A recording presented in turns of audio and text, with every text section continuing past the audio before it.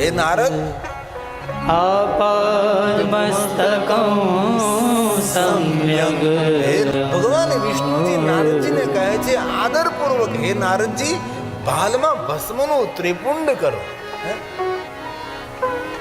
આપણને ઘણી વાર પ્રશ્ન એવા થતો હોય કે આ ભાલમાં આ 3 લીટા શા માટે દોરતા હશે? પણ ભાલમાં ભસ્મનું ત્રિપુંડ એ મનને શાંત કરે છે, અશાંત મનને દૂર કરે છે. અને ભાલમાં ભસ્મનું ત્રિપુંડ આપણી રક્ષા કરે છે, એ આપણું રક્ષા કવચ છે. તેથી સાધુ સંત મહાપુરુષ મહાદેવના ભક્તો ભાલમાં ભસ્મનું ત્રિપુંડ કરે છે. ત્રિપુંડ એ ભગવાન મહાદેવના ભક્તોનો પરિચય પણ છે. અને એવું નથી કહ્યું કે ભસ્મનું ત્રિપુંડ સાધુ સંત વૈરાગી ત્યાગી લોકો જ કરી શકે. ભસ્મનું ત્રિપુંડ કોઈ પણ મનુષ્ય કરી શકે છે. પણ એવું પણ નથી કહ્યું કે ભાઈઓ જ ભસ્મનું ત્રિપુંડ કરી શકે છે. જે રીતે ભાઈઓ ભસ્મનું ત્રિપુંડ કરે એવી રીતે બહેનો પણ ભાલમાં ભસ્મનું ત્રિપુંડ કરી શકે છે. શિવ મહાપડ ગ્રંથમાં તો કહ્યું છે કે જેના ભાલમાં ભસ્મનું ત્રિપુંડ હોય એવા માણસનું દર્શન કરવા માત્રથી ગંગામાં સ્નાન કરવાનું પુણ્ય મળે. હવે એટલું તો વિચારીએ કે જેના ભાલમાં ભસ્મનું ત્રિપુંડ હોય એ ત્રિપુંડવાળા માણસનું દર્શન કરવાથી ગંગા સ્નાનનું પુણ્ય મેળવતું હોય તો જે માણસ ભાલમાં ભસ્મનું ત્રિપુંડ કરતો હશે એનો મહિમા કેટલો. અને બહુ હૃદયથી કહું છું, ક્યારેય પણ મન વિચલિત હોય, આમ તો 24 કલાક આપણું મન વિચલિત જ હોય, આપણું મન કાંઈ ઠેકાણે હોતું જ નથી. એ વિચલિત મનને શાંત કરવા માટેની શ્રેષ્ઠ કોઈ ઔષધિ હોય તો ભાલમાં ભસ્મનો ત્રિપુંડ છે, અનુભવ તો કરજો. ક્યારેક કોઈ જગ્યાએ ગોઠતું ન હોય, અણગમો થતો હોય, બેચેની લાગતી હોય, ન બોલવું ગમે, ન વાત કરવી ગમે, ન કોઈ સાથે રહેવું ગમે, ન વાર્તાલાપ ગમે, ન ઘરમાં ગમે, ન બહાર ન ગમે, અણગમો. ત્યારે ભાલમાં ભસ્મનું ત્રિપુંડ કરવાથી મન આનંદિત થાય છે. અને ભાલમાં ભસ્મનું ત્રિપુંડ એ મનને સંદેશ આપે છે કે હે મન, તું શાંત થઈ જા, બાકી આ બધું નાશવંત છે. નાશવરતાનું સર્વશ્રેષ્ઠ સંકેત કોઈ હોય તો એ ભસ્મ છે. ભસ્મ શું છે? આ મહાદેવજી પોતાના અંગ પર ભસ્મ શા માટે લગાવે છે? ચંદનનો લેપ કેમ નથી કરતા? કોઈ સુગંધિત દ્રવ્ય કેમ નહીં ભાઈ? ભસ્મ શા માટે? કારણ કે ભગવાન શંકરજી આ મનુષ્યને, દેવતાઓને, ઋષિમુનિઓને મોટો સંદેશ આપે છે કે એ ઋષિમુનિઓ માયાથી સતર્ક રહો. બાકી જે આપની આંખો દ્વારા તમે જોવો છો આ બધું જ નાશવંત છે. નાશવરતાનો શ્રેષ્ઠ કોઈ સંદેશ હોય તો ભગવાન શંકરજીના અંગો પર ભસ્મનું લેપન છે. અને આપણે સૌ જાણીએ છીએ ભાઈ, 40 કિલો લાકડા 2.5 કલાક બળવાનું, એના માટે માણસ આખી જિંદગી સળગે છે. એનાથી વિશેષ શું છે? અને ભગવાન શંકરજી મૃત્યુનો સંદેશ આપનારા દેવ છે. અને મૃત્યુ સત્ય છે. આપણે 60 કે 70 કે 80 વર્ષ થયા ને પછી આપણે ગણતરી રાખવી જોઈએ હવે કેટલા વર્ષ ધરતી પર રહેવાનું છે. એ પ્રમાણે આપણું બધું કાર્યક્રમ હોવા જોઈએ, એ પ્રમાણે પ્લાનિંગ થવું જોઈએ કે તમે 50 વર્ષના થયા તો પછી આપણી પાસે કેટલા વર્ષ છે, કે 100 વર્ષના તે 50 વર્ષ હવે જીવવાના રહ્યા. 70 વર્ષના થયા તો નક્કી કરવું જોઈએ કે 70 વર્ષના થયા હવે 70 વર્ષ ધરતી ઉપર નથી રહેવાનું. એ પ્રમાણે બધું આપણું મેનેજમેન્ટ હોવું જોઈએ, બધી વ્યવસ્થા હોવી જોઈએ. પણ માણસની મોટા મોટી વિનમણા છે કે માણસ પોતાના મૃત્યુને સ્વીકારવા માટે તૈયાર નથી. એવું સમજે છે કે શમશાને જાય કે આ બધા મરે છે, આપણો તો વારો જ નથી. શંકરજી પોતાના અંગ પર ભસ્મને લગાવીને દુનિયાને સાવધાન કરે છે, સતર્ક કરે છે અને કહે છે કે હે મનુષ્ય, જીવનની વાસ્તવિકતાનું દર્શન કરજે, જીવનને સમજવાનો અને સંભાળવાનો તો પ્રયાસ કરજે. આ શંકર ભગવાનનો મોટો સંદેશ છે. અંગે ભભૂત લગાવે ભારી, આપ બેઠા છો આસન વાળે. શંકરજી અંગ ઉપર ભસ્મ લગાવી અને ધૂણી દગાવે છે, એ મહાદેવજી છે. શંકરજીનું ચરિત્ર, ભગવાન શંકરજીનું સુંદર સ્વરૂપ, રૂપ એ દુનિયાને સંદેશ આપે, એક ઉપદેશ આપનારો છે, એ ભગવાન શિવ છે. અંગે ભૂત લગાવી ભારી, અંગે ભૂત લગાવી ભારી, આપ બેઠા છો આસન વાળી,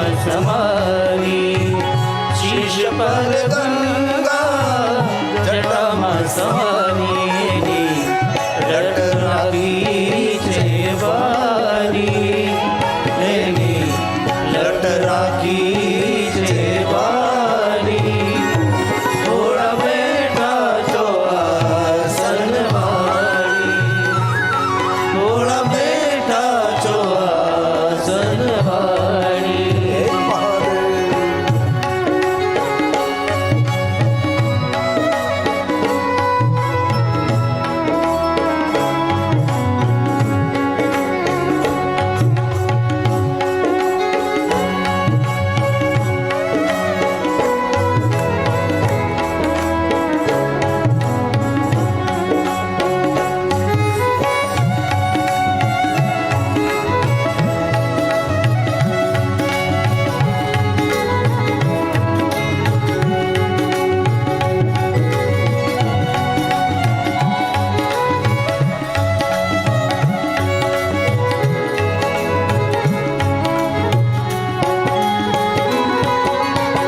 કલા મસ્તક પર ચંદ્ર વિશોભે કલા મસ્તક પર ચંદ્ર વિશોભે સંગે ભૂત ગણો જે ભારી સંગે ભૂત ગણો જે ભારી થોડા બેઠા છો આસન વાળી થોડા બેઠા છો આસન વાળી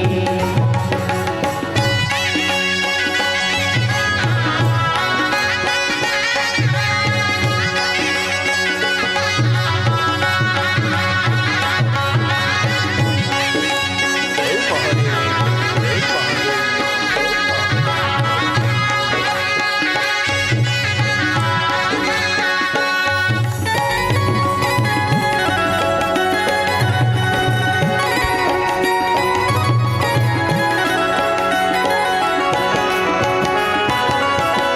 ભસ્મ વિભૂતિ વ્યાગાંબરધારી ભસ્મ વિભૂતિ વ્યાગાંબરધારી એને ગિરજા જોઈ હરખાણી એને ગિરજા જોઈ હરખાણી થોડા બેઠા છો આસન વાળી થોડા બેઠા છો આસન વાળી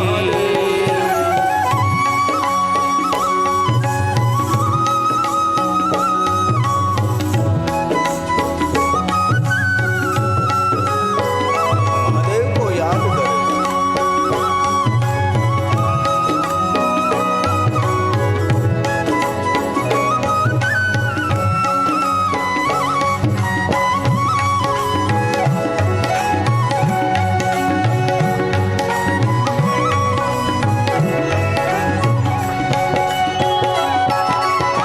ગીરી કહે હું ગુણ શું ગાઉં ગીરી કહે હું ગુણ શું ગાઉં ઘોડા તારી છે મહેરબાની ઘોડા તારી છે મહેરબાની થોડા બેઠા છો આસન વાળી થોડા બેઠા છો આસન વાળી અંગે બબૂલ લગાવી ભારી અંગે બબૂલ લગાવી ભારી થોડા બેઠા છો આસન વાળી થોડા બેઠા છો આસન વાળી પીધા કૃષ્ણ પ્યાલા ભારી પીધા કૃષ્ણ પ્યાલા ભારી થોડા બેઠા છો આસન વાળી થોડા બેઠા છો આસન વાળી થોડા બેઠા છો આસન વાળી થોડા બેઠા છો આસન વાળી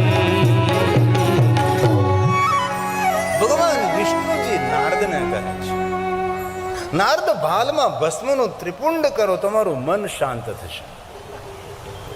અને ભસ્મનું સાચું નામ વિભૂતિ છે. તો પ્રશ્ન એ થાય, આપણે ગુજરાતીમાં ભભૂતિ કહીએ, ના મારા દસનામાં નામ પણ હોય ભભૂતગીરી બાપુ. તો સાચું નામ તો વિભૂતિ છે. તો વિભૂતિને ભસ્મ શા માટે કહેવામાં આવે છે? તો શિવ મહાપડા ગ્રંથમાં સ્વયં ભગવાન શિવ કહે છે, દેવતાઓએ પ્રશ્ન કર્યો કે મહાદેવજી સમજાતું નથી, તમે તમારા અંગ ઉપર ધારણ કરો છો તેનું નામ તો વિભૂતિ છે, તો આખી દુનિયા વિભૂતિને ભસ્મ શા માટે કહે છે? ત્યારે ભગવાન સ્વયં મહાદેવે દેવતાઓને કહ્યું છે કે દેવતાઓ, મારા અંગ ઉપર જે ધારણ કરવું છે વિભૂતિ છે. આ વિભૂતિને કોઈ માણસ ધારણ કરે છે તેને ભસ્મ એટલા માટે કહેવામાં આવે છે કે વિભૂતિને જે કોઈ પોતાના અંગ ઉપર ધારણ કરે છે તેના જન્મ જન્માંતરના પાપો બળીને ભસ્મ થાય છે, તેથી તેને ભસ્મ કહેવામાં આવે છે. આ ભસ્મનો મહિમા છે. તેથી માણસે પોતાના વિચલિત મનને શાંત કરવું હોય તો ભાલમાં ભસ્મનું ત્રિપુંડ કરવું. એવું નથી કે દિવસે જ કરાય, રાત્રે પણ ભસ્મનું ત્રિપુંડ કરીને સૂઈ શકો છો તમે. ભસ્મ એક ઔષધિ છે. શિવપુરાણ ગ્રંથમાં તો ભસ્મનો એટલો મોટો મહિમા છે. શ્રોત ભસ્મ, સ્માર્ત ભસ્મ, અગ્નિ ભસ્મ, લોકાગ્નિ જનિત ભસ્મ, દેવાગ્નિ જનિત ભસ્મ, વેદાગ્નિ જનિત ભસ્મ, શિવાગ્નિ જનિત ભસ્મ. ભસ્મ ભસ્મ એતનો વિસ્તારથી મહિમા છે. પણ એ બધું આપણે કઈ યાદ રાખવાનું થતું નથી. કોઈ મહાત્માની ધૂણીમાંથી રાખ મળે આપણા માટે ભસ્મ, આપણા માટે વિભૂતિ. અથવા કોઈ દેવાલય શિવાલયમાં જઈને ભસ્મ હોય ભગવાન મહાદેવને ચડાવવાની, એ આપણા માટે ભસ્મ વિભૂતિ. બાકી તો તેનો કેટલો મોટો મહિમા છે વિભૂતિનો. અને કહેતા ગૌરવ થાય, વિશ્વના કોઈ પણ દેવતા ભાલમાં ભસ્મનું ત્રિપુંડ કરે છે. ભગવાન રામ ભાલમાં ભસ્મનું ત્રિપુંડ કરે, ભગવાન દ્વારકાધીશ કૃષ્ણજી ભાલમાં ભસ્મનું ત્રિપુંડ કરે છે. સપ્ત ઋષિઓ, અરે યમરાજ સ્વયં ભાલમાં ભસ્મનું ત્રિપુંડ કરે છે. એક ધરતી પર માણસ એવો દુર્ભાગી છે કે ભસ્મનું ત્રિપુંડ તો નહીં, ભસ્મની બિંદી નથી કરી શકતો. કેટલું મોટું દુર્ભાગ્ય છે આપણે સૌ. ભગવાન વિષ્ણુજી નારદજીને શિવ ભક્તિનું માર્ગદર્શન કરે છે. હવે ભગવાન વિષ્ણુ નારદને કહે છે, નારદ હવે ત્રીજી વાત યાદ રાખો. પહેલી વાત ભાલમાં ભસ્મનું ત્રિપુંડ કરો, બીજી વાત પંચાક્ષર મંત્રનો જાપ કરો, અને હવે ત્રીજી વાત ભગવાન વિષ્ણુજી નારદજીને કહે છે, હે નારદ સાંભળો તમે. સર્વાંગેષુ પ્રયત્નેન રુદ્રાક્ષ શિવવલ્લભાન. મહાદેવને બહુ જ વહાલા છે એ રુદ્રાક્ષને ધારણ કરો નારદજી. રુદ્રાક્ષ શા માટે ભાઈ? ઘણી વાર પ્રશ્ન થાય કે ચંદનની માળા પહેરવાનું નહીં કહ્યું, સ્ફટકની માળા પહેરવાનું નહીં કહ્યું, કાષ્ટની માળા પહેરવાનું નહીં કહ્યું, કમળ કાકડીની માળા પહેરવાનું નહીં કહ્યું, અરે સોનાની માળા પહેરવાનું નહીં કહ્યું, રુદ્રાક્ષ શા માટે ભાઈ? અન્ય કોઈ માળા પહેરવાની કેમ વાત ન કરી? અહીંયા ભગવાન વિષ્ણુજી નારદજીને રુદ્રાક્ષ ધારણ કરવાનું કહ્યું શા માટે? રુદ્રાક્ષ એક ઔષધિ છે. રમરુદ્ર રોગ નાશાય ધન્વંતરી હે રુદ્ર. આરોગ્યને આપનારી ઔષધિ રુદ્રાક્ષ છે. અને 24 કલાક માણસે રુદ્રાક્ષ પહેરવો જોઈએ. ભલે તમે કોઈ પણ ભગવાનને માનતા હો, કોઈ પણ માતાજીને તમે માનતા હો, કોઈ પણ સંપ્રદાયમાં તમે જકડાયેલા પકડાયેલા પૂરાયેલા હો, એ તો તમારી મનોદશા છે.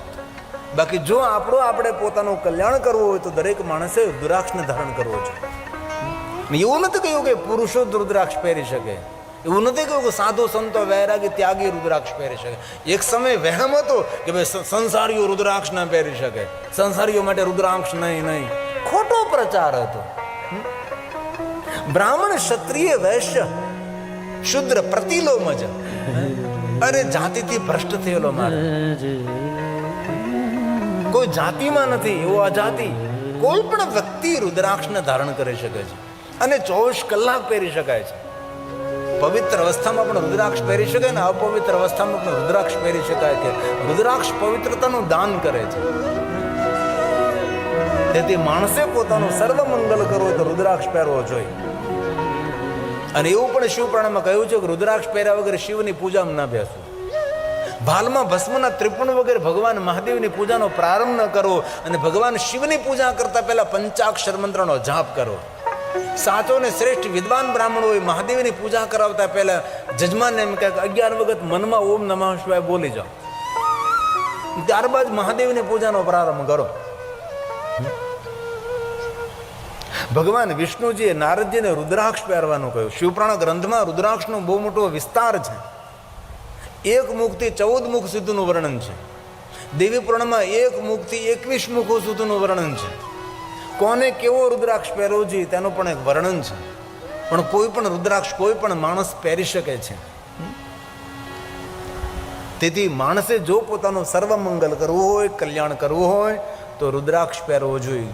સુવર્ણ જરૂર પહેરો, સોનું પહેરો ભાઈ, પણ સોનું સુવા ન દે. આપણે હેતકનું સોનું પહેરીને કોઈ જગ્યાએ સૂતા હોય તો કેટલો મોટો ખતરો. રાત્રે આપણા જ ઘરે આટલું બધું સોનું પહેરીને સૂતા હોય તો પણ રાત્રે સરખી નીંદર ના આવે. સુવર્ણ પહેરીને માણસ સૂઈ ન શકે. આપણને પણ અનુભવ છે ને બહેનોનો તો ખાસ અનુભવ હોય. કોઈ લગ્ન પ્રસંગમાં આપણે ગયા હોય ને આપણે સોનાના એટલા બધા ઘરેણાં પહેર્યા હોય, એટલા બધા ઘરેણાં પહેર્યા હોય, અંગનું એક અંગ ખાલી ન હોય, શરીરનું એક અંગ ખાલી ન હોય, એટલા સોનાના આભૂષણો પહેર્યા હોય.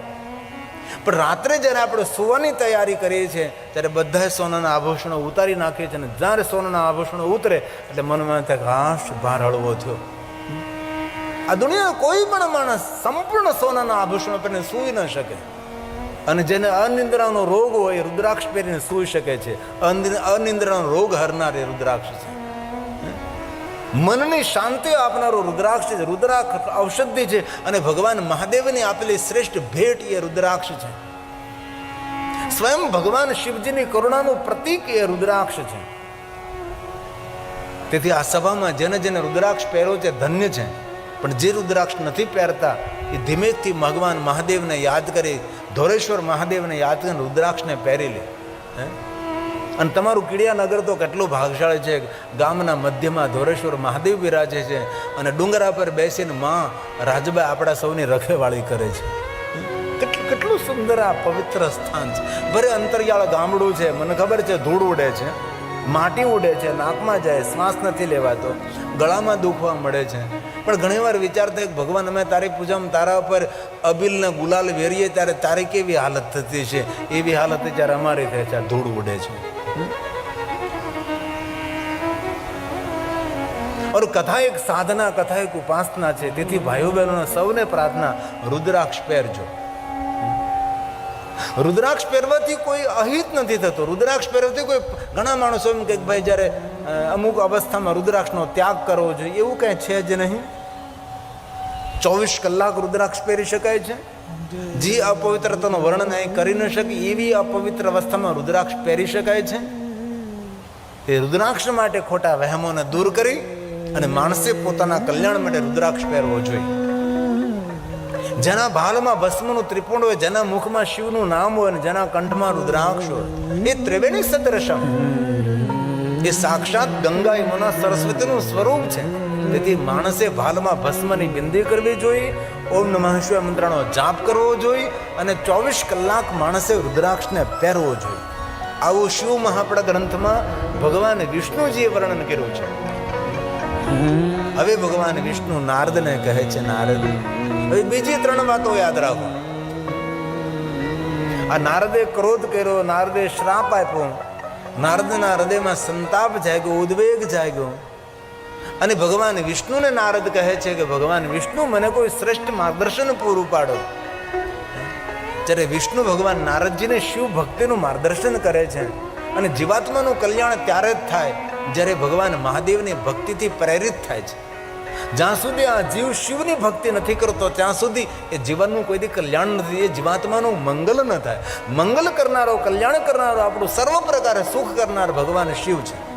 અને બહુ હૃદયથી કહું છું કે તમારા ગામમાં શિવાલય હોય તો 24 કલાકમાં એકવાર ભગવાન મહાદેવના શિવાલયમાં ભગવાન શિવજીના દરબારે હાજરી લગાવવી જોઈએ. પણ કોણ જાય છે?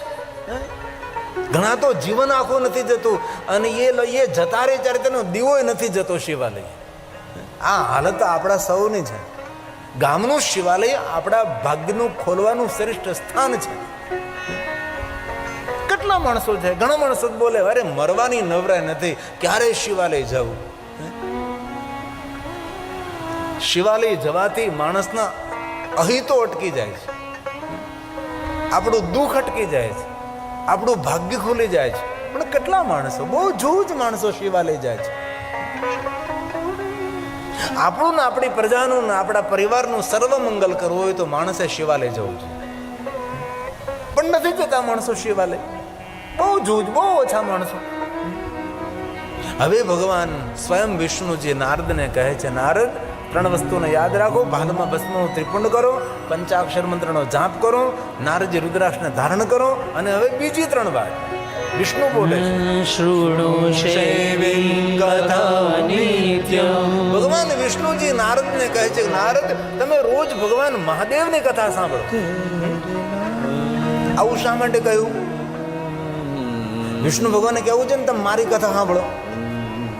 વિષ્ણુ પુરાણ પણ છે, સ્કંદ પુરાણ છે, 18 પુરાણ છે, પણ નહીં, તમે મહાદેવની કથાનું શ્રવણ કરો. કારણ કે શિવની કથા શાંતિ આપનાર, શાંકરો પરમામ કથા, મહાદેવની કથા શાંતિનું દાન કરનારી કથા છે. તેથી ભગવાન વિષ્ણુજીએ નારદજીને શિવ કથા સાંભળવાનું કહ્યું છે. અને શિવ કથા સાંભળ્યા પછી એ શિવ કથાનું મનન કરો. તમે હું સાંભળ્યું, સાંભળ્યા પછી ભૂલી નથી જવાનું. વદમ શૈવ કથામ સદા. અને મહાદેવના ભક્તોના સંગમાં રહો અને મહાદેવના ભક્તોની સેવા કરો. એ ભગવાન વિષ્ણુજીએ નારદજીને ભગવાન શિવની સેવા કરવાનું ન કહ્યું. એમને કહ્યું કે શિવાલયમાં જઈને ભગવાન શિવની પૂજા કરતા રહો, મહાદેવના ભક્તોની સેવા કરો. અને સ્વયં શિવજીએ પણ એ જ વાત કરી છે કે મારી કોઈ સેવા પૂજા અર્ચન ન કરે પણ મારો ભક્ત હોય એને રાજી રાખે ને, એ મારી મોટામાં મોટી પૂજા છે. મારા ભક્તને રાજી રાખે. જે મારી ભક્તિ કરે છે તેના સંગમાં રહો, મારા ભક્તોની સેવા કરો. અને ભગવાન શિવજી એવું પણ કહ્યું છે કે મારા ભક્ત અને મારા વચ્ચે જે ભેદ ન જોવે એ મુક્તિનો અધિકારી છે. ભગવાન શિવ અને શિવ ભક્તમાં કોઈ ભેદ ન જોવે એ મુક્તિનો અધિકારી છે. આવું ભગવાનમાં આ બધા શ્લોકો મારી પાસે છે, પણ શ્લોકો બધા હું ગાતો નથી તમારી સામે, કારણ કે સંસ્કૃત સમજીને શ્લોકો ગાવા મારો સમય જાય. બાકી તો હું ગાતો જ રહું છું, ગાતો રહું છું. અને કથાને ગાયંત યો અહર્નિશમ, જે દિવસ અને રાત્રે શિવ મહાપ્રભુનું ગાયન કરે, કથાને ગાવામાં આવે છે. ગાયેલું પૂરું સમજાય નહીં, તેથી તેનું વક્તવ્ય આપવામાં આવે છે, પ્રવચન કરવામાં આવે છે. તે ભગવાન વિષ્ણુજીએ નારદજીને શિવ કથા સાંભળવાનું કહ્યું છે. અને શિવ કથા સાંભળ્યા બાદ શિવ કથાનું મનન કરું, કથાને યાદ રાખવાનો પ્રયાસ કરો અને મહાદેવના ભક્તોના સંગમાં રહેવો. આ ભગવાન સ્વયં શ્રી હરિ ભગવાન વિષ્ણુજી બોલ્યા છે, શૃણુ શૈવીં કથા નિત્યમ વદ શૈવીં કથા સદા પૂજ્ય સ્વાતિ યત્નેન શિવ ભક્તાન પુનઃ પુનઃ શિવ ભક્તાન પુનઃ. મહાદેવના ભક્તોના સંગમાં રહો અને વારંવાર મહાદેવના ભક્તોના સંગમાં રહી અને શિવ ભક્તોની સેવા કરો. આવું ભગવાન શ્રી હરિ વિષ્ણુજીએ નારદને કહ્યું છે. અને ભગવાન શ્રી હરિ કહે છે, નારદ, કથા સાંભળવી ને એ ભક્તિનું દ્વાર છે. કથા સાંભળે બહુ મને સ્વીકારે ભાગ્ય જ લોકો, બાકી સાંભળે તો બધા સાંભળે છે, પણ આમ સ્વીકારે કેટલા? હતા ત્યાં ત્યાં, જેવા છે તેવા જ. તેથી કથાનું શ્રવણ કર્યા બાદ કથાને સ્વીકારવાની છે. આ ભગવાન વિષ્ણુજી કહે છે. અને નવદા ભક્તિમાં કોઈ શ્રેષ્ઠ ભક્તિ હોય તો ભગવાનની કથા છે. નિરંતર નિરંતર કથા સાંભળતા જ રહો, સાંભળતા જ રહો. ભગવાન મહાદેવે દેવતાઓને કહ્યું કે દીર્ઘકાલ તક કથાનું શ્રવણ કરવાથી, દીર્ઘકાલ મતલબ બહુ જન્મો સુધી ભગવાનની કથાનું શ્રવણ કરવા માત્રથી, દીર્ઘકાલ સુધી કથાનું શ્રવણ કરવાથી ભક્તિ અંકુરિત થાય છે. આપણે તો એક કથા સાંભળી, એમાં ક્યાં ભક્તિ અંકુરિત થવાની હતી? અને જ્યારે હૃદયમાં ભક્તિ અંકુરિત થાય છે તે માણસ દેવતુલ્ય છે, એ મારા લોકનો અધિકારી છે. તેથી માણસે પોતાના જીવનના દરેક કાર્ય છોડીને જેટલો સમય મળે એટલો સમય ભગવાનની કથાનું શ્રવણ કરવું જોઈએ. અને કથા શ્રવણ કરવી એ ભગવાનની શ્રેષ્ઠ ઉપાસના પણ છે. આવું શિવ મહાપડા ગ્રંથમાં ભગવાને કહ્યું છે. આ પહેલી ભક્તિ છે, કથા સાંભળવી. શ્રોત્રેણ શ્રવણં તસ્ય કથા સાંભળવી એ શ્રેષ્ઠ ઉપાસના છે. અને ભગવાનના નામનું વારંવાર કીર્તન કરવું એ ભગવાનનું દર્શન છે. વચસા કીર્તનં તથા મન દ્વારા ભગવાનનું સ્મરણ કરવું એ શ્રેષ્ઠ ઉપાસના છે. મનસા મનનં તસ્ય મહાસાધન મુચ્યતે મહાસાધન મુચ્યતે. આ સાધન નથી, આ તો મહાસાધન છે. નારદજી કહે છે, ભગવાન વિષ્ણુજી, મને મહાદેવની કથા કોણ સંભળાવે? હું કોની પાસે કથાનું શ્રવણ કરવા જાઉં? જ્યારે ભગવાન વિષ્ણુજી નારદને કહે છે, નારદ, મહાદેવની કથા સાંભળવા માટે તમે બ્રહ્મલોકમાં જાઓ અને તમારા પિતા બ્રહ્માજીને કહો, અને બ્રહ્માજી તમને મહાદેવની કથા સંભળાવશે અને તમને સંતાપમાંથી મુક્તિ મળશે અને શાંતિની અનુભૂતિ થશે અને એટલું પુણ્ય તમને પ્રાપ્ત થશે કે એ પુણ્યનો કદી ક્ષય નહીં થાય. ભગવાન વિષ્ણુજી નારદને કહે છે, નારદ, અનેક સત્કર્મો કરવાથી પુણ્ય મળે છે, પણ કોઈ કાલક્રમે એ પુણ્યનો ક્ષય થાય, પુણ્યનો નાશ થાય છે. પણ મહાદેવની કથાનું શ્રવણ કર્યા બાદ જે પુણ્ય મળે છે એ પુણ્યનો નાશ થતો નથી, એ પુણ્યનો ક્ષય નથી થતો. તેથી નારદજી, મહાદેવની કથા સાંભળો. તમે બ્રહ્મલોકમાં જાઓ. અને નારદજી બ્રહ્મલોકમાં આવે છે, પિતા બ્રહ્માજીને પ્રણામ કરે છે, સાષ્ટાંગ પ્રણામ કરે છે, દંડવત પ્રણામ કરે છે. નારદજી પિતા બ્રહ્માજીની સુંદર પરિક્રમા કરે છે અને પરિક્રમા કરીને ફરી પાછા પ્રણામ કરે, ફરી પાછા સાષ્ટાંગ પ્રણામ કરે અને ફરી પાછા દંડવત પ્રણામ કરે છે. આને કહેવાય શિષ્ટાચાર. આપણા વડીલો સાથે આપણો વ્યવહાર કેવો હોવો જોઈએ એ તો આપણને ખબર છે ને. આપણે વડીલો સાથે કેવો વ્યવહાર કરીએ છીએ. નારદજી આપણને સંદેશ આપે છે કે આપણા પિતા સાથે વ્યવહાર કેવો હોવો જોઈએ, આપણા દાદા સાથે વ્યવહાર આપણો કેવો હોવો જોઈએ. પ્રણામ તો કરીએ આપણે, ક્યારેક વળે સાષ્ટાંગ પ્રણામ કરતા હોય દાદાને પિતાજીને, પણ દંડવત પ્રણામ બાપાને કરનારો ભાગ્ય જ કોઈ હોય છે. સમજો ભાઈ, દંડવત પ્રણામ કરનારો પણ કોઈ માણસ હોઈ શકે, પણ પિતાજીની પરિક્રમા કરનારો માણસ તો કોઈ ભાગ્ય જ હોય છે. પૂછો પોતાની જાતને કે બાપાને પરિક્રમા કરી જ કોઈ દિવસ? અહીં પૂછો તો ગિરનાર પર્વતને પરિક્રમા કરી, તો કે હા, દર વર્ષે જાઉં છું ગિરનાર પર્વતને પરિક્રમા કરવા માટે. વૈષ્ણવનો પૂછો, ગોવર્ધન પરિક્રમા, અરે દર વર્ષે ગોવર્ધન પરિક્રમા હોય. આ પહાડોની પરિક્રમા કરવા જઈ, દેવાલી શિવાલીની પરિક્રમા કરીએ છીએ,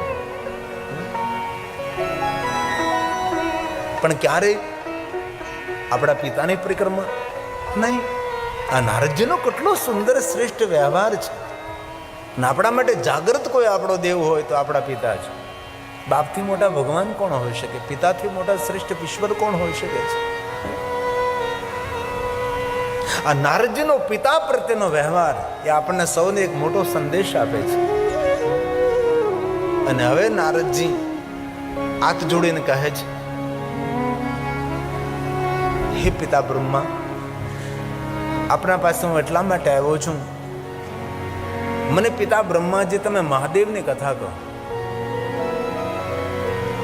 આવું નારદજી બોલે છે. બ્રહ્મા પોતાના આસનેથી ઊભા થાય છે અને નારદજી ઊભા થઈ નારદને પ્રણામ કરે છે. પોતાના પુત્ર નારદને પ્રણામ કરવા લાગે છે, પગે લાગવા લાગે છે. જ્યારે નારદના મનમાં સંશય થયો છે કે હે પિતા બ્રહ્મા, હું તમારો પુત્ર છું, પુત્ર પિતાને પ્રણામ કરે તે ધર્મ છે. હવે પિતા તમે પુત્રને પ્રણામ કરો, આવું શા માટે મારી સાથે વ્યવહાર કરો છો? બાપ જ્યારે દીકરાને સન્માન આપવા લાગે છે, દીકરાનું અપમાન છે. સદગુરુ શિષ્યને માન આપવા લાગે, એ શિષ્ય માટે અપમાનજનક છે. પિતાજી, આવો વ્યવહાર મારી સાથે શા માટે? ત્યારે બ્રહ્માજી બહુ સરસ બોલ્યા છે. બ્રહ્મા એમ કહે છે કે નારદ, મને જાણ છે, હું જાણું છું તમે મારા પુત્ર છો, હું તમારો પિતા છું. પુત્ર પિતાને પ્રણામ કરે એ ધર્મ છે, પણ પિતા સ્વયં પુત્રને પ્રણામ કરે, આવો વ્યવહાર મારે તમારી સાથે નહીં કરવો જોઈએ. તો નારદ કહે છે, હે પિતા બ્રહ્મા, શા માટે મારી સાથે આવો વ્યવહાર કરો છો, કે આપ મને શા માટે વારંવાર પ્રણામ કરો છો? ત્યારે સ્વયં બ્રહ્માજી કહે છે, નારદજી, આપ તો સંત છો, સાધુ છો, ભગવાનના ભક્ત છો, હું તેથી તમને પ્રણામ નથી કરતો. હું જાણું છું તમે મારા પુત્ર છો, પણ સાંભળો નારદજી, આપ તો સંત છો, પણ સાંભળો નારદ, આ દુનિયામાં કોઈ પાપીમાં પાપી માણસ હોય. બ્રહ્મા બોલે છે, જેને આ દુનિયાનું એક પણ પાપ નથી છોડ્યું, એવો પાપી માણસ પોતાના મુખમાં તે શબ્દો બોલે કે મારે મહાદેવની કથાનું શ્રવણ કરવું છે. હે નારદ, એ સમયે પાપી માણસ પણ પ્રણામ કરવાને યોગ્ય બને છે, એ પાપી માણસ પણ પગે લાગવાને પાત્ર બને છે. એટલું બોલવા માત્રથી મારે મહાદેવની કથા સાંભળવી છે, શંકર ભગવાનની કથા સાંભળવાનો સંકલ્પ કરવા માત્રથી મનુષ્ય પ્રણામ કરવાને પાત્ર બને છે, વંદન કરવાને પાત્ર બને છે. તો એટલું તો સમજી શકીએ આપણે કે કોઈ મનુષ્ય તેટલું બોલે કે મારે મહાદેવની કથા સાંભળવી છે, કથા શ્રવણ કરવાનો સંકલ્પ કરવા માત્રથી માણસ જો પ્રણમ્ય બનતો હોય, તો જે માણસ મહાદેવની કથાનું સંપૂર્ણ શ્રવણ કરે છે, એ માણસના પુણ્યનો મહિમા કોણ ગાઈ શકે છે? એ માણસના પુણ્યનો કોણ વિસ્તાર કરી શકે છે? કભી નહીં. બ્રહ્મા નારદને કહે છે, નારદ બિરાજો, હું તમને મહાદેવની કથા કહું. હવે બ્રહ્માજી બ્રહ્મલોકની અંદર નારદની સામે શંકર ભગવાનની કથાનો પ્રારંભ કરે છે. સૂત પુરાણાજી પ્રયાગ તીર્થમાં કથા કહે છે, અને બ્રહ્મલોકમાં સ્વયં બ્રહ્માજી નારદજીની આગળ ભગવાન શંકરજીની કથાનો પ્રારંભ કરે છે. હવે કથાના કપાટ ખોલે છે, કથાના દ્વાર ખોલે છે, ધીરે ધીરે કથામાં પ્રવેશ થાય છે. બ્રહ્મા કહે છે, હે નારદ, જે કોઈ મહાદેવની કથાનું શ્રવણ કરે છે, હે નારદે પ્રણમ્ય છે, એ વંદન કરવાને યોગ્ય છે, વંદન કરવાને પાત્ર છે. હે નારદ, જે કોઈ મનુષ્ય ભગવાન મહાદેવની કથા સાંભળે છે, એ દર્શનીય છે, એ તીર્થનું સ્વરૂપ છે. અને જે મહાદેવની કથા સાંભળે છે નારદ, તેના પુણ્યનો ક્ષય નથી થતો, તેના પુણ્યનો ઉદય થાય, તેનો ભાગ્યનો ઉદય થાય છે. એ ભગવાન શિવની કથા છે. હે નારદ, જે ભગવાન શિવની કથાનું શ્રવણ કરે છે, એનું કલ્યાણ થાય, તેના પરિવારનું કલ્યાણ થાય છે, તેના પરિવારનું શુભ થાય, તેના પરિવારનું મંગલ થાય. નારદ, તેની કામના મનોકામના પૂર્ણ થાય. નારદ, જે મહાદેવની કથાનું શ્રવણ કરે છે, એ દેવતાઓ માટે પણ પ્રણમ્ય છે, દેવતાઓ માટે પણ વંદનીય છે, જે મહાદેવની કથા સાંભળે છે. કૃતાર્થ છે, ધન્ય છે, જે શંકર ભગવાનની કથાનું શ્રવણ કરે છે. નારદજી, ક્યાં શબ્દોમાં તમારા ભાગ્યની સરાહના કરું, ક્યાં શબ્દોમાં તમારા ભાગ્યનું વર્ણન કરી શકું કે તમારું કેટલું મોટું મહાભાગ્ય છે કે તમે ભગવાન મહાદેવની કથા સાંભળવા માટે આવ્યા છે. અને શંકર ભગવાનની કથા નારદને સાંભળવા માટે ભગવાન શિવજીએ કેટલું ચરિત્ર કર્યું. નારદજીને તપ કરવા બેસાડ્યા, નારદ સાથે નહીં કરવાના નૃત્ય કરાવ્યા, કેટલા નારદજીને ફેરવી ફેરવી ફેરવી નારદજીના અંતે ભગવાન મહાદેવની કથા શોધી. આપણા જીવનની ઘણી બધી યાત્રાઓ એવી લાગતી હોય છે કે આ યાત્રાઓ બધી વ્યર્થ છે, પણ વ્યર્થ નહીં, એમાં કોઈ અર્થ છુપાયેલો હોય છે. ઘણીવાર આપણને સમજાય નહીં કે આવું આપણા જીવનમાં ખોટું થઈ રહ્યું છે, પણ નહીં, ખોટું નહીં થતું હોય, પણ ભગવાન આપણને યાત્રા કરાવતો હોય છે. ભગવાન આપણને યાત્રા કરાવતો હોય છે. અને જીવનની મીઠાશ એ જ માણી શકે છે જેને પોતાના જીવનમાં કડવાશનો અનુભવ કર્યો છે.